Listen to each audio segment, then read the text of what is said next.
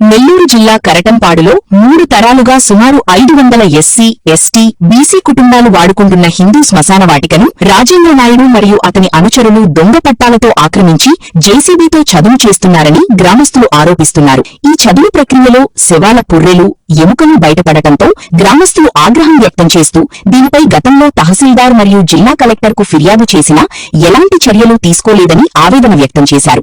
500 కుటుంబాలకు చెందిన ఈ శ్మశాన వాటికను కాపాడాలని, ఆక్రమణకు పాల్పడిన అక్రమార్కులపై చట్టపరమైన చర్యలు తీసుకుని తమకు న్యాయం చేయాలని గ్రామస్తులు సచివాలయం వద్ద ఆందోళనకు దిగి అధికారులను డిమాండ్ చేస్తున్నారు.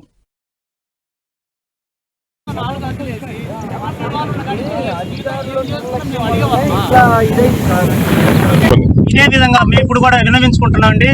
మీరు ఒకసారి ఆలోచించండి. మేము అధికారుల దగ్గరికి వచ్చాం. ఇది మీరు శ్మశానం కింద అధికారికంగా పట్టా ఎక్కలేదని చెప్తున్నారు, రికార్డులో ఎక్కలేదని చెప్తున్నారు.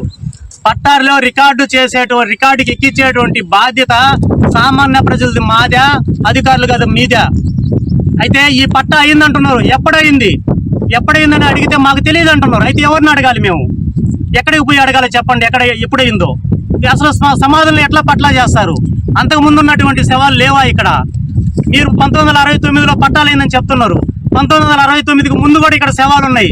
కావాలంటే మేము లోడ్ చూపిస్తాం, వాటిని మీరు తీసుకుపోయి టెస్ట్ చేసుకుని అంతకుముందు ఉన్నాయా లేదు కూడా మీరు నిర్ధారణ చేసి దాని తర్వాత మాకు శ్మశానం ఇవ్వండి.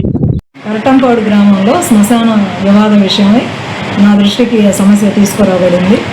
Last month 1 month 1 village 4 visits కార్యక్రమంలో భాగంగా ఈ సమస్యను గ్రామస్తుల దృష్టికి తీసుకొచ్చారు.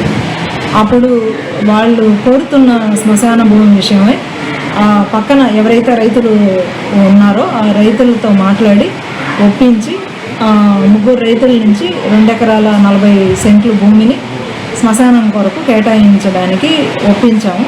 దానికి గ్రామస్తులు కూడా సమ్మతించారు. కాబట్టి ఈ విషయాన్ని కలెక్టర్ గారి దృష్టికి తీసుకెళ్ళి తదుపరి చర్యలు తీసుకుంటాం. ప్రస్తుతం రికార్డుల ప్రకారం వారు కోరుతున్న భూమి చుక్కల భూమిగా నమోదై ఉంది. ఈ చుక్కల భూమి నిర్ధారణ అది పట్టా భూమా, ప్రభుత్వ భూమా నిర్ధారించడం కొరకు డీటెయిల్డ్ నివేదిక కలెక్టర్ వారికి పంపించవలసి ఉంది. కలెక్టర్ వారికి నివేదిక సమర్పించిన అనంతరం తదుపరి చర్యలు తీసుకుంటాం.